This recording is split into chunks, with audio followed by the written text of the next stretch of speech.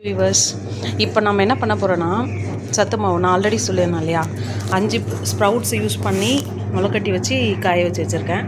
இப்போ இதோட dry fruits எல்லாம் வச்சுருக்கேன். 100 கிராமு, ஏலக்காய் 50 கிராம் வச்சுருக்கேன். சரிங்களா? இப்போ ரோஸ்ட் பண்ண போகிறோம். இப்போ ரோஸ்டர் வந்துட்டு ஹாட்டாக இருக்குது.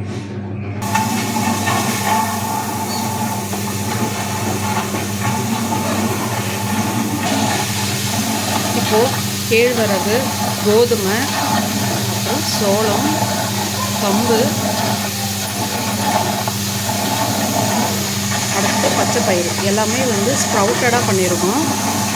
எல்லாமே ஒரு கிலோ போட்டிருக்கோம். அதுக்கப்புறம் அதுக்கு தேவையான ட்ரை ஃப்ரூட்ஸ் பாதாம், அதுக்கப்புறம் முந்திரி 100 கிராம், பிஸ்தா 100 கிராம் பண்ணுறோம்.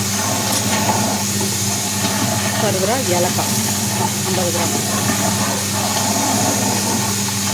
ஓகேங்களா? ஃபைனலாக ரோஸ்ட் பண்ணிவிட்டு அதுக்கப்புறம் நம்ம முடித்து அரைச்சிட்டு அதுக்கப்புறம் சுகரு, மில்க் பவுடர் பேஸ்ட் ஆன் ஆட் பண்ணிவிட்டோம். Okay, thank you.